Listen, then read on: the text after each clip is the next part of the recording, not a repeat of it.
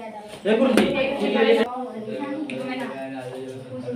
हम पढ़ेंगे समस्थानिक या आइसोटोप्स। समस्थानिक क्या होता है? देखिए ध्यान दीजिएगा, आप पढ़ रहे केमिस्ट्री। केमिस्ट्री में क्या होते हैं? तत्व होते हैं, ठीक। और केमिस्ट्री में जो है अभी तक 118 तत्व खोजे गए हैं, बात समझ रही? तो कुछ तत्व ऐसे होते हैं जिनके परमाणु क्रमांक जो होते हैं, परमाणु क्रमांक वो कैसे होते हैं? समान होते हैं जी, समस्थानिक कहलाते हैं। परमाणु क्रमांक समान होते हैं, लेकिन परमाणु भार अलग होते हैं। परंतु उनका जो परमाणु भार होगा वो कैसा होगा? अलग अलग अलग अलग होगा।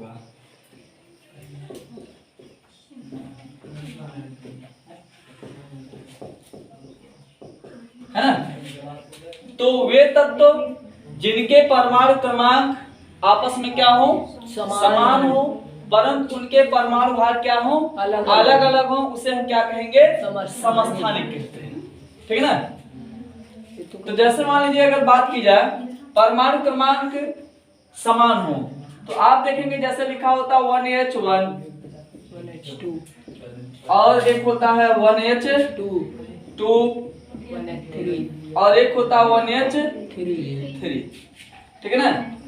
और एक हम ले लेते हैं 6 कार्बन 12, 6 कार्बन 13 और 6 कार्बन 14, ठीक है?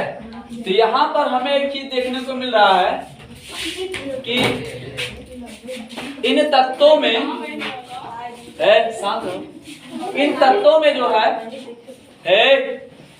इन तत्वों में परमाणु क्रमांक क्या है? आपस में समान है। ये देखिए यहाँ पे एक है, यहाँ पे एक है, यहाँ पे एक है, ठीक। तीनों जगह जो है परमाणु क्रमांक क्या है? आपस में समान है, ठीक है ना? बात सुनाई? तो परमाणु क्रमांक समान है, ये तीनों क्या है? आपस में परमाणु क्रमांक है, ठीक। और ये क्या है? आपस में एक दूसरे के समान है। आपको पता होगा कि परमाणु क्रमांक जो होता है तत्व के नीचे लिखा जाता है और परमाणु भार तत्व के ऊपर। जैसे यहाँ पे 1H1 लिखे है ना, तो ये जो नीचे लिखा हो परमाणु क्रमांक हो गया और जो ऊपर लिखा हो परमाणु भार हो गया, है ना? तो यहाँ पे जो है हाइड्रोजन में हम देख रहे हैं कि तत्वों का परमाणु क्रमांक आपस में समान है, लेकिन उनका परमाणु भार क्या है? अलग अलग है, ठीक। और ये एक ही तत्व, एक चीज और ध्यान दीजिएगा, ये कितने तत्व होते हैं? एक ही तत्व होते हैं, उनके एक से अधिक रूप होते हैं, ठीक है ना? बात समझ आई? तो परिभाषा लिखिएगा, वे तत्व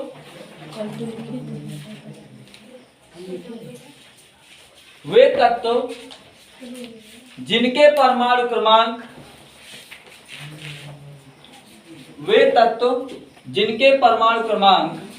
आपस में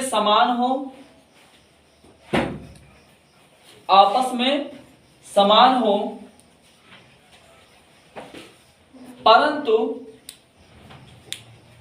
उनके परमाणु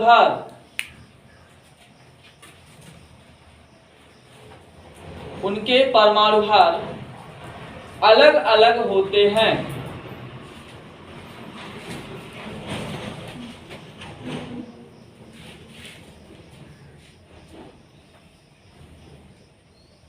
समस्थानिक कहलाते हैं।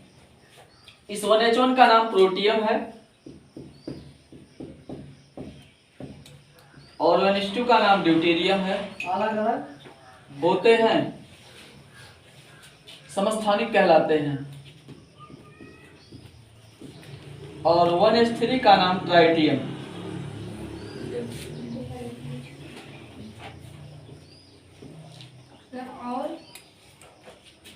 है कौन से जाम में फंस गए?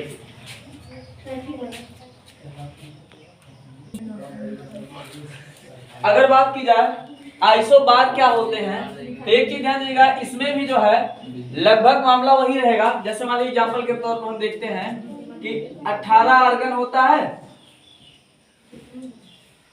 और इसका लगभग 40, 19 पोटेशियम होता है, इसका लगभग कितना 40 और 20 कैल्शियम होता है, इसका लगभग 40। अच्छा, पोटेशियम का ओरिजिनल नाम क्या है? रासायनिक नाम इसका क्या है? कैलियम, है ना? नहीं तो सोचेंगे यार पोटेशियम तो पी से आना चाहिए, के से कहाँ आ रहा है? इसका नाम क्या होता है? कैलियम। अब एक चीज बताइए, इनका जो परमाणु क्रमांक है ये एक दूसरे के समान है, अलग अलग है? अलग अलग है ना? तो हम कह सकते हैं इनका जो परमाणु क्रमांक है वो क्या है? आपस में अलग अलग है, लेकिन जो परमाणु भार है ये क्या है? आपस में समान है। ठीक है ना? तो इस आधार पे हम कह सकते हैं कि इसके अंतर्गत वे तत्व आएंगे जिनका परमाणु क्रमांक क्या होगा? अलग अलग। परमाणु क्रमांक अलग अलग, लेकिन परमाणु भार आपस में समान होगा, उसे हम क्या कहेंगे? समभारिक। वे तत्व जिनके परमाणु क्रमांक क्या होंगे? अलग अलग, लेकिन उनके परमाणु भार आपस में समान होंगे, उसे हम क्या कहेंगे? समभारिक। भारिक का मतलब भार की तरफ इशारा कर रहा है। भारिक का मतलब किसकी तरफ इशारा कर रहा है? भार, है ना? और भार का मतलब परमाणु भार, और सम का मतलब क्या हो जाएगा? समान। तो मतलब जो है जिन तत्वों को क्या समान हो? परमाणु भार समान। ठीक है ना? परिभाषा क्या बनेगी? वे तत्व जिनके परमाणु क्रमांक क्या हो? अलग अलग हो,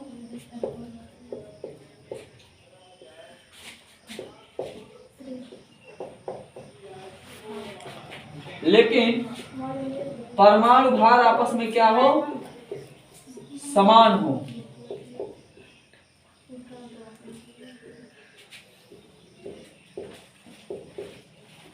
ठीक है ना? क्या कहलाएगा? समभारिक। ठीक है ना? तो बना लीजिए इसको ऐसे। परिभाषा क्या बनी? वे तत्व जिनके परमाणु क्रमांक अलग अलग हो लेकिन परमाणु भार आपस में क्या हो? समान हो, उसे हम क्या कहेंगे? समभारिक। ठीक है ना? मान लीजिए इसको। वे तत्व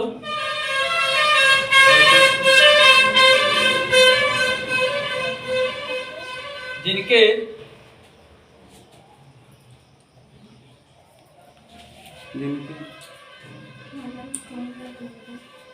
परमाणु क्रमांक अलग अलग हो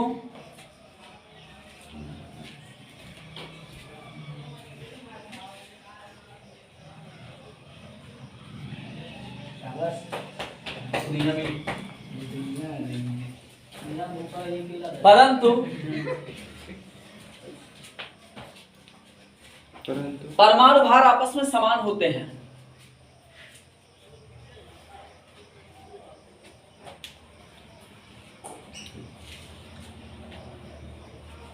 समभारिक कहलाते हैं।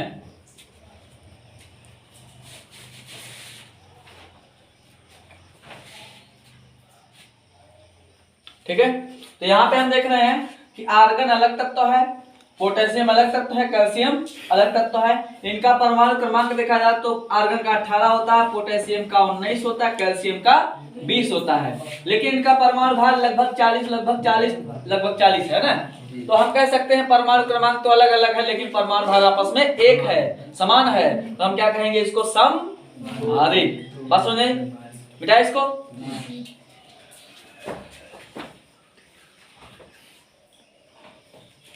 अगला है सम न्यूट्रॉनिक। हाँ, न्यूट्रॉन नाम से लग रहा है न्यूट्रॉन, इसमें क्या होगा? समान होगा। समझदार हो गया।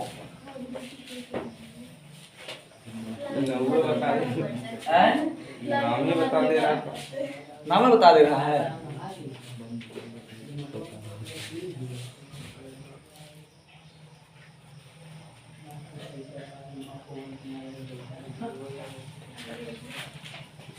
सम न्यूट्रॉनिक। कोरोना पड़ोसिया जग गया है।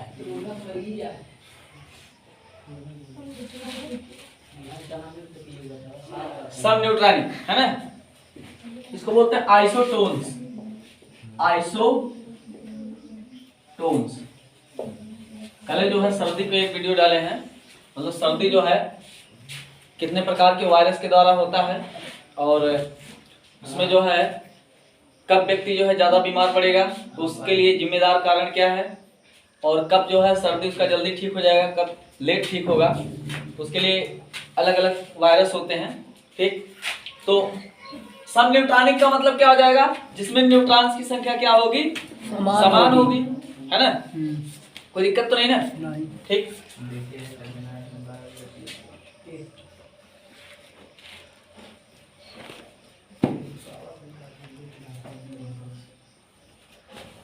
तो परिभाषा इसका बहुत सिंपल है, सम माने समान हो,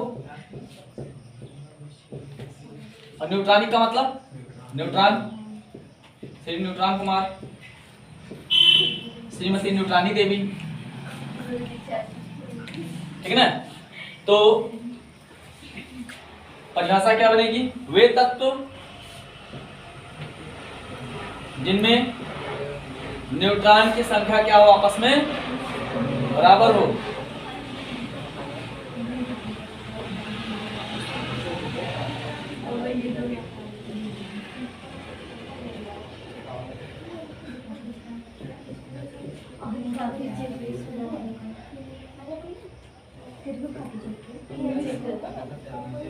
ठीक है, तो उसे हम क्या कहेंगे, सम न्यूट्रॉनिक।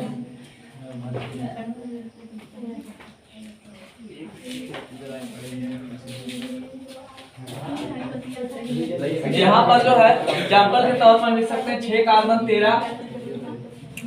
कार्बन 13 और 7 नाइट्रोजन 14, ठीक है ना। 6 कार्बन 13 7 नाइट्रोजन 14।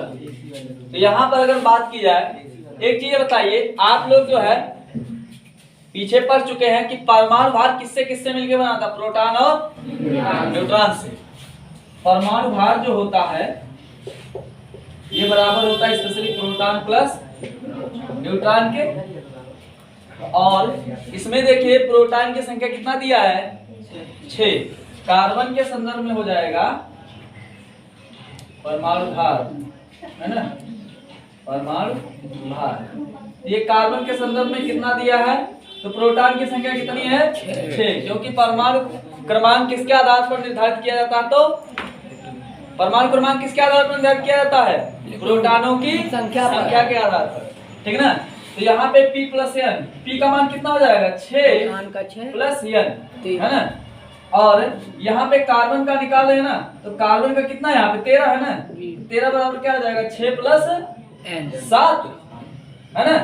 6 में 7 जोड़ेंगे तभी ना 13 आएगा। तो न्यूट्रॉन आ गया कितना, 7 आ गया। फिर जो है नाइट्रोजन के संदर्भ में कर लेते हैं, तो नाइट्रोजन का यहाँ पे P प्लस N बराबर कितना है, तो 14 है ना। नाइट्रोजन कितना है, 14 है, और इसका P बराबर कितना है, तो 7।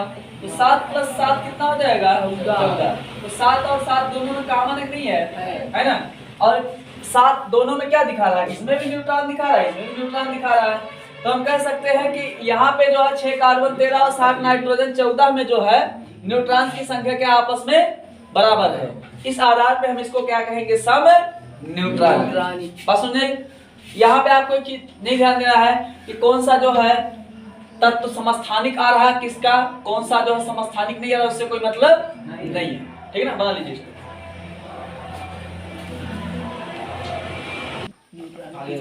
वे तत्व जिनमें न्यूट्रॉन्स की संख्या, हाँ, वे तत्व जिनमें न्यूट्रॉन्स की संख्या आपस में समान होती है, सम न्यूट्रॉनिक कहलाते हैं। एग्जाम्पल याद होगा, 6 कार्बन 13 और 7 नाइट्रोजन 14, ठीक है ना।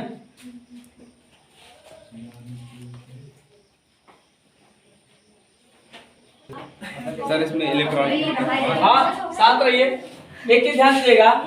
बात की जाए सम इलेक्ट्रॉनिक क्या होते हैं, तो वे तत्व जिनमें इलेक्ट्रॉन की संख्या क्या हो, समान हो।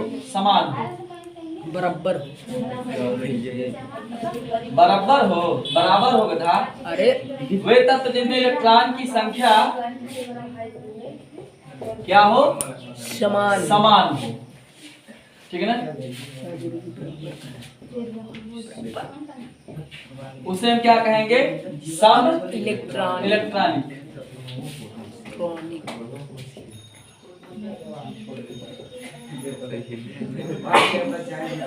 ठीक है, सम इलेक्ट्रॉनिक होता है।